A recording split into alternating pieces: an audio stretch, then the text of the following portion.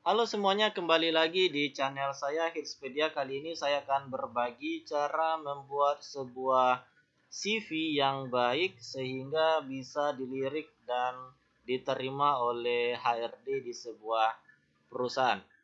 Nah, CV atau kurikulum vitae atau riwayat hidup ini memiliki peranan yang penting sekali di dalam proses kita mencari sebuah pekerjaan. Nah, ada beberapa hal yang harus diperhatikan ketika kita mengirim CV ke sebuah perusahaan. Setidaknya ada beberapa aspek. Yang pertama harus detail, yaitu ada data diri kita atau tentang saya. Boleh juga dibuat di sini data diri ya. Nah, kemudian ada keterampilan atau kompetensi. Yang ketiga pengalaman kerja. Keempat pendidikan formal, penghargaan, kalau ada hobi, kemudian ada referensi kontak ya. Nah, ada sekitar 7 aspek yang harus kita perhatikan. Nah, saat ini kita tidak usah fokus kepada desainnya, apakah CV saya ini menarik desainnya atau tidak, itu tidak diperdulikan oleh seorang HRD. Ini perlu diperhatikan bagi rekan-rekan semua. Desain yang bagus itu hanya bonus saja. Yang penting adalah informasi yang kita tampilkan di dalam CV kita itu menarik dan bagus. Jangan sampai dia membaca atau melihat CV kita itu tidak ada poin yang didapatkan di sana. Nah, ini contoh yang saya buat, nanti saya kirim linknya di deskripsi, silahkan di-download ya.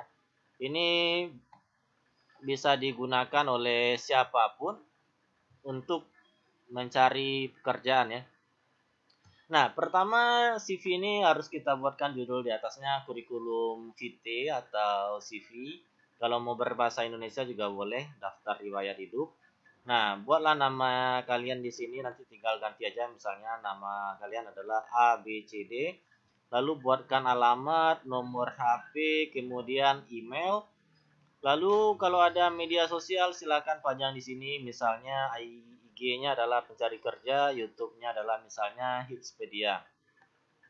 Lalu perkenalkan diri kalian secara singkat ya. Contohnya di sini saya, lalu buatlah namanya, misalnya namaku adalah lahir 27 Juli 1990, lulusan manajemen informatika Universitas Terbaik 2018, memiliki pengalaman sebagai apa.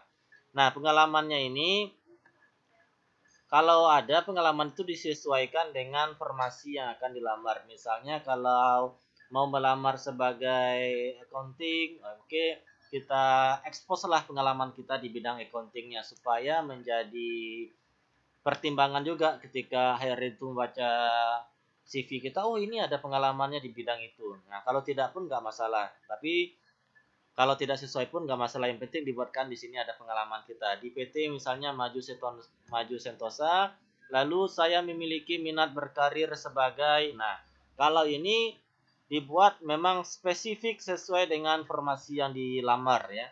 Contohnya kalau dilamarnya staff accounting, buatkan memiliki minat berkarir sebagai staff accounting. Atau misalnya sebagai desain grafis, maka dibuatkan minatnya sebagai desain grafis. Lalu jual diri kalian di sini dan mahir menggunakan aplikasi apa? Misalnya Microsoft Office, Corel, Photoshop dan segala macamnya. Nah, tidak usah terlalu panjang, 4 baris atau 5 baris itu sudah cukup. Lalu kita masuk ke poin yang kedua, keterampilan dan kompetensi. Nah, di sini silakan, di sini sudah saya buatkan tabelnya, nanti tinggal isi saja. Misalnya kalian memiliki keterampilan di Office, bahasa Inggris, SPSS, Photoshop, Corel Draw, ataupun administrasi perkantoran. Nah, ini disesuaikan aja. Nah, setelah ini, kenapa 2 poin ini yang kita expose di atas? Supaya ketika HRD membaca, dia fokus ke detail diri kita dan keterampilan kita. Nah, kalau ada pengalaman, silakan tambahkan di sini. Misalnya, kalian memiliki pengalaman kerja sebelumnya di PT X misalnya, buatkan dari kapan sampai kapannya. Nah, misalnya selama kuliah ada OJT atau on job training atau apa, itu juga termasuk dari bagian pengalaman kerja. Silakan dituliskan di sini. Lalu setelah itu baru pendidikan formal. Nah, pendidikan formal kalau bisa cukup pendidikan yang terakhir saja. Misalnya kalau S1 berarti ya udah pendidikan formal kampusnya saja yang dibuatkan di sini. Misalnya universitas terbaik tahun berapa, jurusannya apa, IPK-nya berapa. Nah, ini dituliskan. Kalau seandainya masih ragu atau masih kurang rasanya, ya udah SMK-nya aja dilampirkan atau SMA-nya.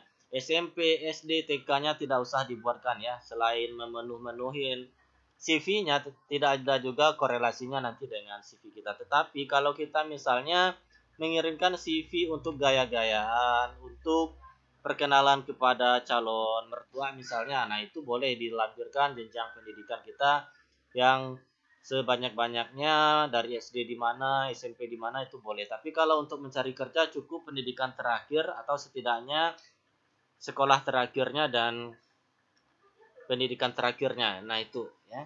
Lalu kalau ada, lampirkan juga pendidikan non formal, misalnya kursus apa atau pelatihan apa yang pernah diikuti, misalnya kursus bahasa asing, pelatihan desain grafis dan segala macamnya, itu sangat menunjang ketika kita lampirkan di CV kita.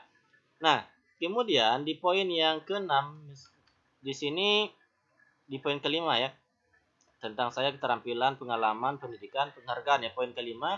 Misalnya kita memiliki penghargaan atau prestasi di bidang apapun, misalnya lulusan terbaik atau pernah dapat IPK 4 atau ketika SMA juara olimpiade apa. Nah, ini dituliskan di sini. Tapi kalau seandainya tidak ada, berarti poin ini dihapus saja. Gak masalah dihapus ya. Nah, berarti kita hanya memiliki kurang lebih 6 poin di CV kita. Kalau tidak ada, dihapus. Tapi kalau ada, silakan tuliskan apapun penghargaan yang pernah kalian dapatkan.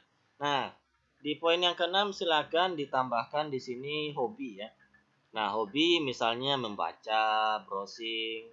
Nah, selain itu tampilkan juga hobi yang berkaitan dengan olahraga. Misalnya sepak bola, badminton, ataupun basket. Karena misalnya kalau kita melamar di sebuah perusahaan, terkadang dia mencari orang-orang yang memiliki bakat di bidang olahraga. Misalnya kalau PLN misalnya, itu dia mencari orang yang memiliki bakat di sepak bola ataupun basket. Nah, ini perlu menjadi perhatian khusus. Nah, di sini menjadi poin penting juga, misalnya kita pernah kerja di sebuah perusahaan, lalu memiliki kontak dengan HRD sebelumnya. Kita boleh tambahkan di sini referensi kontak. Kita buatkan nama HRD Bapak itu supaya apa? Dia bisa, HRD yang tempat kita lamar yang baru ini, mencari informasi ke HRD tempat kita sebelumnya, atau kita memiliki kontak dengan mantan perusahaan kita sebelumnya, pimpinannya tampilkan di sini, atau kita diferensikan oleh orang lain. Kita dapat informasi tentang lowongan itu dari orang dalam misalnya, tapi bukan maksud mengandalkannya, tapi menunjukkan bahwasanya hubungan pertemanan kita luas, ya udah kita buatkan referensi kontaknya di sini.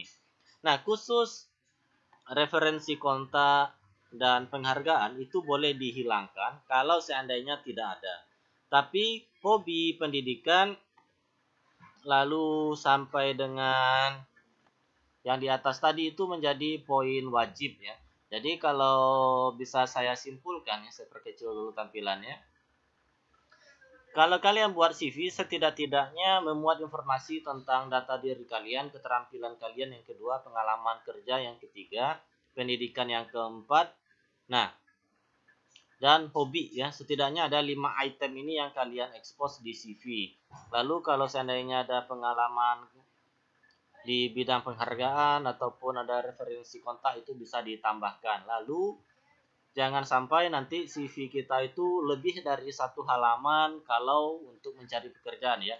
Kalau bisa 1 halaman saja, padat seperti ini sangat simple. Dan nanti kalau seandainya kalian mau buat ini menjadi per kolom atau kontak, dibuat desainnya lebih bagus lagi, itu nggak masalah. Yang penting saran saya, Data diri kalian, keterampilan, dan pengalaman ini menjadi poin utama yang diperhatikan orang di CV. Taruh di bagian atas atau bagian yang mudah dibaca. Lalu jangan sampai membuat CV itu menjadi sifatnya kualitatif ya. Misalnya banyak ini saya temukan, misalnya Microsoft Office keterampilannya dibuatlah misalnya dibuat bintang-bintang ataupun keterampilannya bahasa Inggris misalnya ada skornya 3 dari 5 bintang. Nah, itu tidak bagus dan tidak saya sarankan.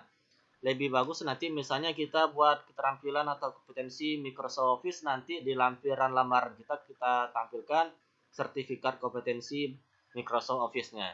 Ya, jadi jangan sekali-sekali membuat CV yang ada yang kualitatifnya, jangan ya. Misalnya ada poin-poin yang tidak jelas seperti itu tuh dihindari. Misalnya bahasa Inggris 7 dari 10 bintang atau 10 3 kotak dari 5 kotak, itu tidak direferensikan sama sekali ya. Dan banyak lagi hal-hal yang perlu diperhatikan, penulisannya dicek ulang, jangan sampai ada yang salah, misalnya ada tertinggal hurufnya dan segala macamnya. Nah, mudah-mudahan contoh CV ini bermanfaat untuk kita semua, dan nanti silakan di-download di link deskripsinya dan digunakan, tinggal ganti saja. Kalau mau dibuat lebih bagus desainnya itu juga tidak masalah. Yang perlu saya ingatkan, ini sangat saya rekomendasikan karena saya sudah bertanya kepada beberapa HRD, ini sangat direkomendasikan contoh CV yang seperti ini, dan mudah-mudahan ini bermanfaat untuk kita semua. Jangan lupa subscribe ataupun like ataupun share video ini kalau bermanfaat bagi kalian. Terima kasih, sampai jumpa di tutorial lainnya. Nanti saya akan bahas lagi kesalahan-kesalahan yang dilakukan oleh orang dalam mengirim atau membuat CV. Nah, terima kasih atas perhatian.